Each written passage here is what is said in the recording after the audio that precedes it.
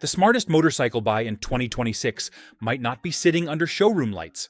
It might be 20, 30, or even 50 years old, parked in somebody's garage with faded paint, honest miles, and an engine you can still understand. While new bikes keep getting heavier, pricier, and harder to fix without a computer, certain old machines are quietly becoming the better long-term bet. But here is the catch. The good rider-grade classics are not staying cheap forever. Today, we are looking at 15 old motorcycles you can still buy, ride, repair, and keep for life before collectors and speculators push them out of working man reach. And make sure you watch until the end, because the final few bikes are the ones most riders overlook until the prices are already gone. Number 15. Triumph Bonneville. Old British style used to come with a warning label. You got the stance, sound, and chrome. Then spent weekends chasing leaks, weak electrics, and parts allergic to long rides. The Bonneville changed that bargain. It gave riders the look they remembered without making them live through every headache their fathers cursed in the shed. It was not a fire-breathing highway weapon, and never needed to be. Its strength was dignity. A clean tank, upright bars, twin-cylinder rhythm, and road manners to make Saturday feel proper again. The smart appeal is not speed. It is trust with character. You can park it outside a diner and get a nod from men who know what a real motorcycle shape looks like. The newer build means parts support, easier starting, and fewer excuses than old legends. The weakness is familiar: aging electrics, tired charging parts, and previous owners who treated style like maintenance. Spec-wise, this modern classic used a 790 cubic centimeter air-cooled parallel twin on earlier models, and an 865 cubic centimeter twin on later versions, with roughly 61 to 67 horsepower, and about 44 to 51 pound-feet of torque, depending on year and trim. Weight sits around 451 pounds dry, or close to 499 pounds wet. Seat height is about 30.5 inches. Braking is handled by a single front disc and single rear disc. Suspension is telescopic front forks with twin rear shocks, and rider-grade prices often begin around $3,500. A cleaner bargain waits where the American character gets rougher. Number 14. Harley-Davidson Sportster 883. Evolution. Some American motorcycles do not need polish to earn respect. They earn it by starting, shaking, pulling, and making the rider feel like he owns something real. The Sportster fits that old garage truth. It was never the biggest machine in the lot, and it never pretended to be a luxury tourer. Its value came from honesty. You got a narrow frame, a low seat, a simple air-cooled twin, and enough attitude to make a short ride feel important. For older riders, that matters. Plenty of bikes feel faster on paper, yet few feel as personal at idle. The Sportster has that rough mechanical pulse that modern smoothness sometimes sands away. It is not perfect for long interstate days, but around town, back roads, and local runs, it still carries pride. The smartest buys are mostly stock. Avoid chopped wiring, cheap bobber projects, and engines dressed up to hide neglect. A clean one gives you part support, easy ownership, and an American name that still means something. The key numbers are an 883 cubic centimeter air-cooled Evolution V-twin, roughly 50 horsepower, and about 50 to 54 pound-feet of torque, depending on year. Weight varies a lot, because earlier solid-mount versions are lighter than later rubber-mounted models. So expect roughly 490 pounds dry on older examples and around 560 pounds wet on later versions. Seat height ranges from about 26 to 29 inches, depending on trim, with front and rear disc brakes, telescopic front forks, twin rear shocks, and rider-grade prices often starting around $3,000. From here, the bargain turns quieter, older, and far more disciplined. If motorcycles like these still mean something to you, Hit like, subscribe, and tell us which old machine you would keep forever before rising prices push more rider-grade classics out of reach. Some of the best bikes ever built are quietly disappearing from everyday garages faster than most riders realize. Number 13. BMW R100 Airhead. Some motorcycles feel like products. Others feel like tools built by men expected to cross countries, outlast owners, and start on cold mornings. The R100 belongs to that second camp. It does not shout for attention. It sits low, wide, and serious, with cylinders out in the wind and a shaft drive that removes one chore from ownership. For a rider used to chains, chrome, and constant adjustment, that quiet competence feels stubborn. The appeal is not showmanship, it is mileage. A well-kept Airhead can roll past numbers that scare owners of newer machines, provided the maintenance book was not ignored. Valves need checking, fluids need changing, and cheap neglect can turn German discipline into expensive punishment. That is the warning. Buy records, not shine. There is pride in owning something this different. It does not copy American Thunder or Japanese four-cylinder smoothness. It has its own rhythm, calm but mechanical, like a touring watch with grease under the strap. On the early twin-shock R100 Airhead variants, the heart of the machine is a 980 cubic centimeter air-cooled boxer twin, with output ranging by model from around 60 horsepower to roughly 70 horsepower on sportier versions such as the R100 RS. Weight is commonly around 506 to 507 pounds. Seat height is about 32.3 inches. Braking on many early twin-shock examples is typically dual front discs with a rear drum, though later versions and some variants differ. From disciplined distance riding, the road turns sharper, smokier, and more rebellious. Number 12. Yamaha RD350. A blue haze used to mean something. It meant a small machine was about to embarrass a bigger iron, and the rider had better stay awake. The RD350 is not a relaxed cruiser, and that is why two-stroke men still talk about it with a grin. It feels light, nervous, and eager, like it was built before lawyers and committees softened every edge. Below the power band, it can feel ordinary. Once it comes alive, the whole bike changes character. That sharp hit is the magic and the warning. This is not the kind of motorcycle you buy because you hate maintenance. It wants proper oil, plugs, healthy carburetors, and an owner who understands that smoke, sound, and revs are part of the deal. Ride it too gently, and it can foul itself into frustration. What makes it worth keeping is the feeling. Modern bikes can be faster, yet very few make a rider feel this involved. Every shift matters. Every back road feels louder. The important figure here is the 347 cubic centimeter air-cooled two-stroke parallel twin, making about 39 horsepower and roughly the mid-20s in pound-feet of torque, depending on source and market. Wet weight is roughly 342 to 351 pounds, depending on listing. Seat height is about 31.5 inches. Braking is a front disc with a rear drum. Suspension is telescopic front forks with twin rear shocks, and running rider-grade examples often begin around $3,000, though clean originals can climb higher. Raw speed gives way to long-distance smoothness, with the machine waiting ahead. Number 11. Honda GL1000 Gold Wing. Long before touring motorcycles became rolling couches, there was a machine that treated distance like a challenge instead of a luxury package. The Gold Wing arrived when riders still expected reliability to be earned mile after mile.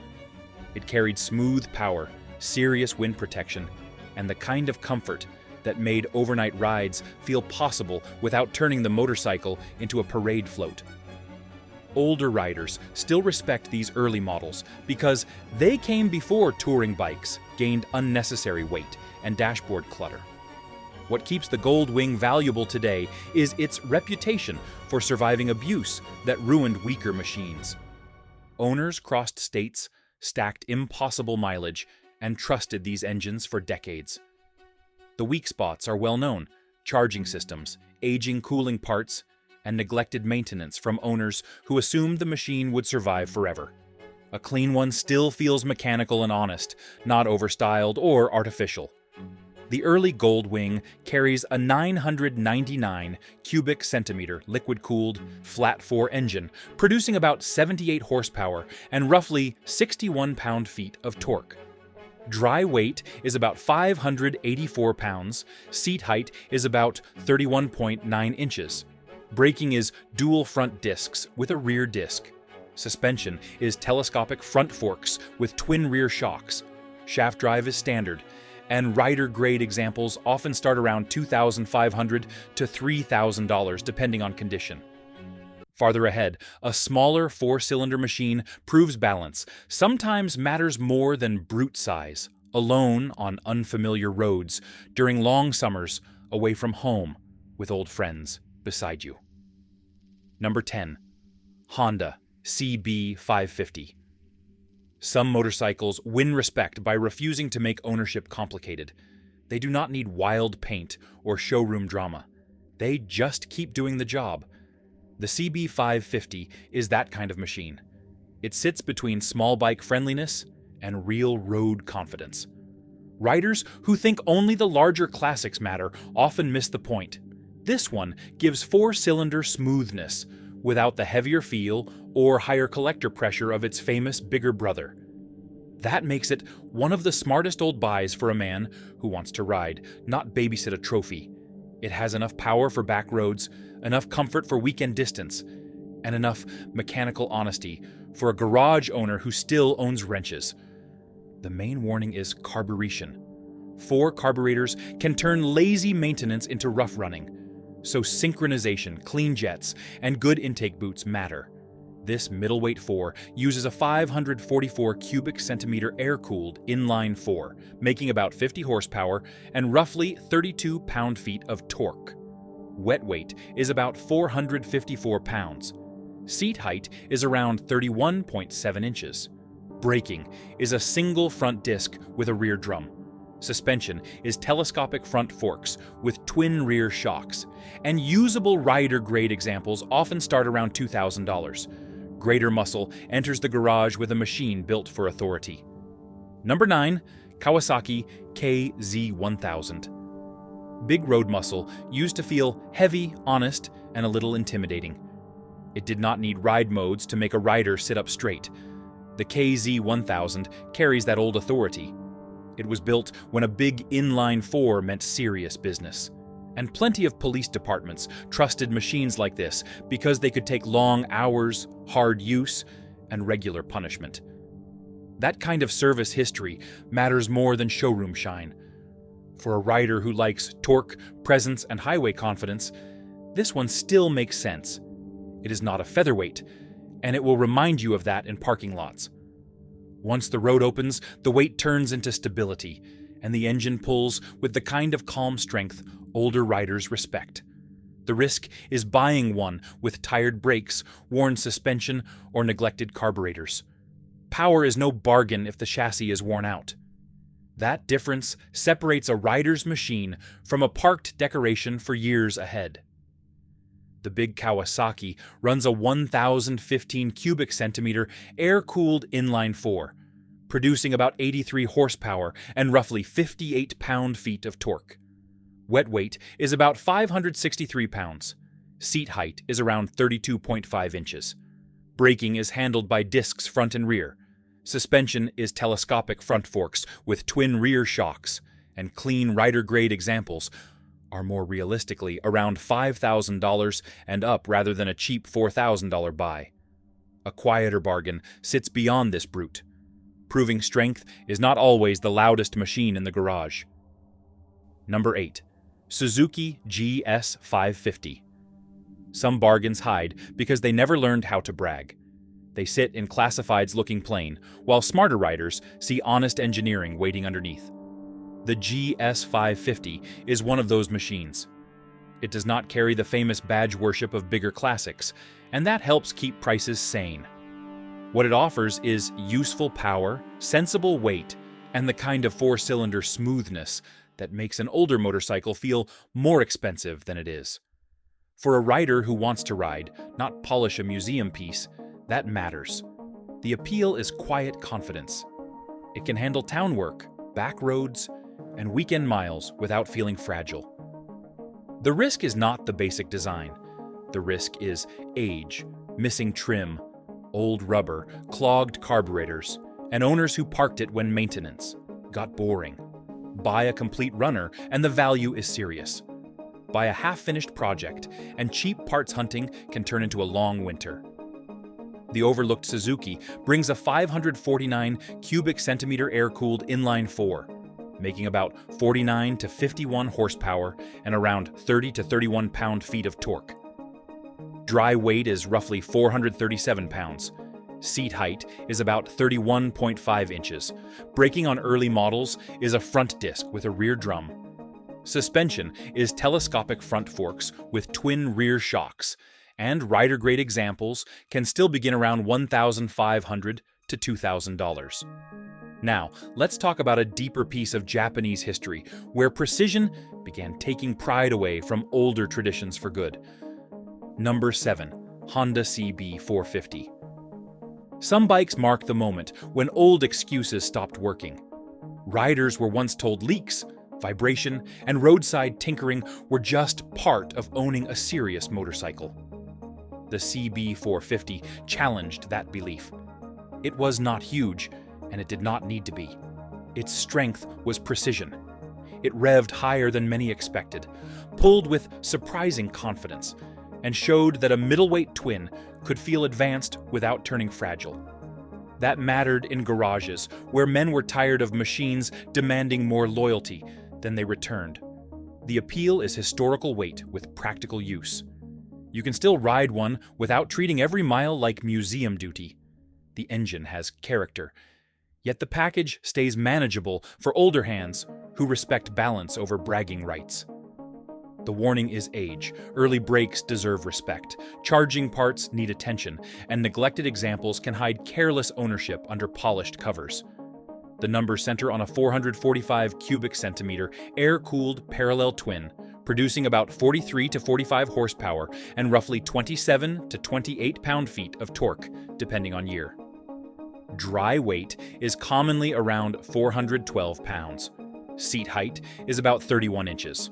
Earlier models used front and rear drum brakes, while later versions could use a front disc and rear drum.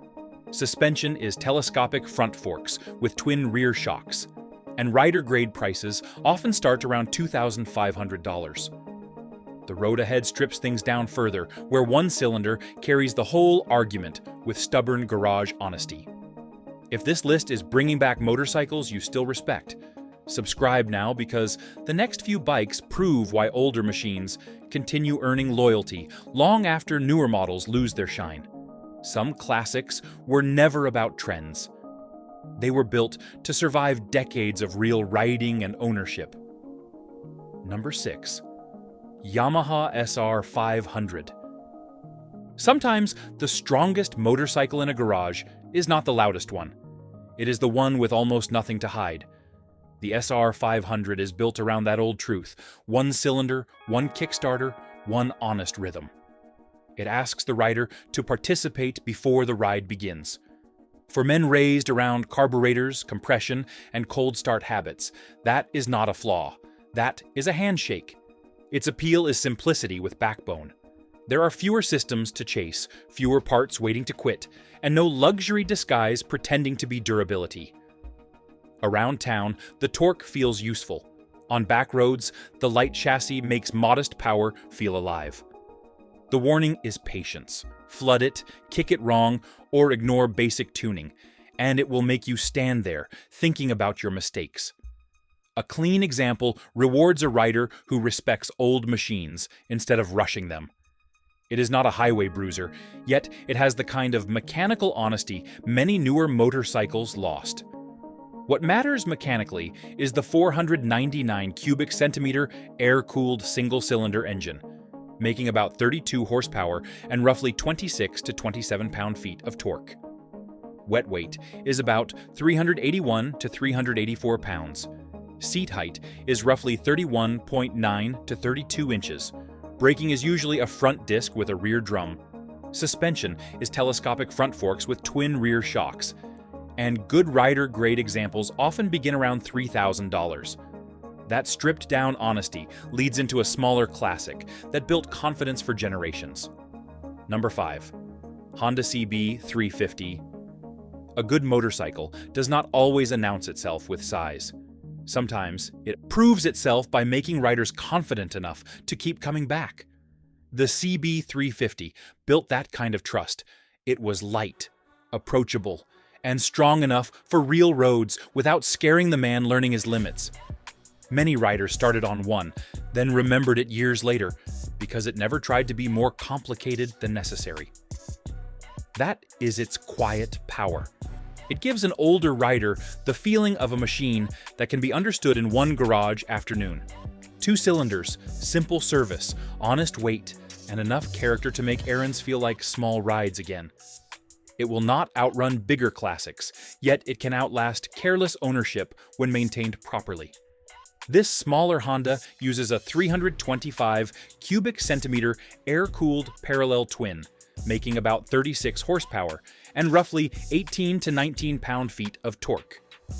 Weight varies by model year, but it is generally around 370 to 375 pounds wet. Seat height is about 30.7 inches. Most versions use front and rear drum brakes, while later versions can have a front disc. Suspension is telescopic front forks with twin rear shocks, and rider-grade examples often begin around $2,000. Greater balance waits ahead, where middleweight muscle starts feeling like real road authority. Number 4. Kawasaki KZ650. Balance is harder to build than brute force. Any company can add size, but only a good machine makes weight, power, and confidence feel right together. The KZ650 hits the sweet spot. 4-cylinder strength without heavyweight intimidation. It feels grown up, smooth, and manageable, with enough highway authority for real riding and a durable reputation behind it. Just do not buy paint alone. Check charging health, brakes, fork seals, carburetor synchronization, and rust hiding under old pride before handing over cash. The sweet spot comes from a 652 cubic centimeter air-cooled inline-4, producing about 64 horsepower and roughly 41 to 42 pound-feet of torque. Wet weight is around 485 pounds. Seat height is roughly 31 to 31.5 inches. Brake setups vary by year, from single front disc and rear drum to dual front discs and rear disc. Suspension is telescopic front forks with twin rear shocks, and rider-grade prices often start around $1,500 to $2,000. A sharper handling legend waits where big bike confidence meets overlooked value. Number 3. Suzuki GS750. Some motorcycles get famous because the badge gets loud. Others earn respect the harder way by being better than riders expected. The GS750 came from a company known for sharp two-strokes. Yet this Big Four proved that old racing discipline could survive in a street machine. It did not just bring power, it brought balance, steering confidence, and a solid feel that made larger bikes seem clumsy when the road started bending. That is why it still deserves attention from riders who buy with their hands, not their ego. The market often treats it like a second choice, behind more famous names, and that is where the value lives. A good one feels planted, strong, and honest. The warning is simple. Neglected examples can hide tired suspension, weak brakes, cracked intake boots, and carburetors that have been sitting too long. The stronger Suzuki package uses a 748 cubic centimeter air-cooled inline-4, making about 68 to 69 horsepower and roughly 44 pound-feet of torque. Dry weight varies by version, often around 492 to 514 pounds. Seat height is about 31.2 inches. Braking is usually dual front discs with a rear drum on early models. Suspension is telescopic front forks with twin rear shocks, and rider-grade examples often start around $2,000. Another twin-cylinder machine waits with older soul and even stronger garage appeal for riders who miss mechanical conversation deeply.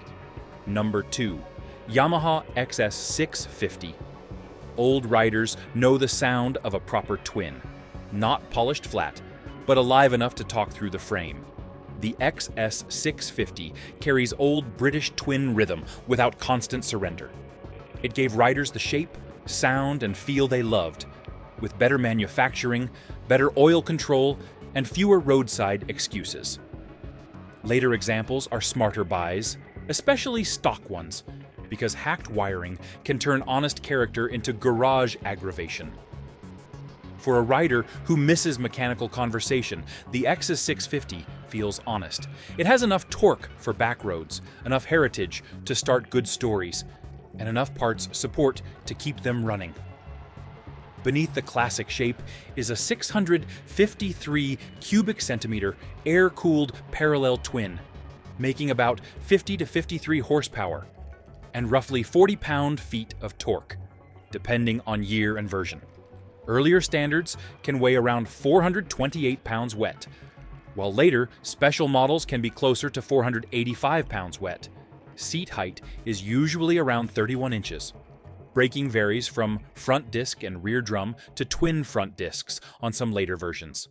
Suspension is telescopic front forks with twin rear shocks, and rider-grade prices often begin around $1,500 to $2,000. Only one machine remains, and it changed the rulebook for everyone. Number 1. Honda CB750. Some motorcycles become classics because they were pretty. A few become permanent because they changed what every rider expected from a serious machine.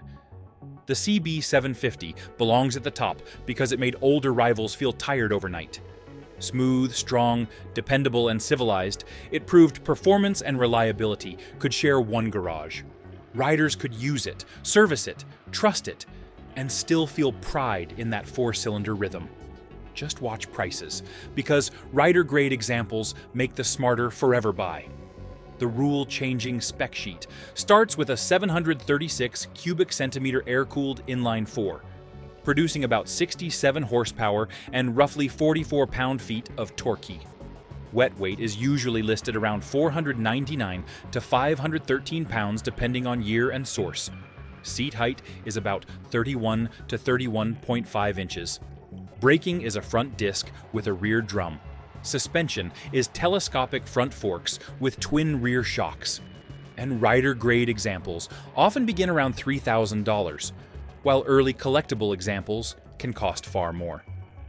Old motorcycles like these are not just cheap transportation. They are proof that a good machine can still be simple, honest, and worth keeping. The trick is buying the right one before the market turns every rider-grade classic into someone's investment piece. So tell us which old bike you would keep forever and which one we missed. If you enjoyed this ride through real forever machines, hit like, subscribe, and stay with us for more straight-talking motorcycle truth.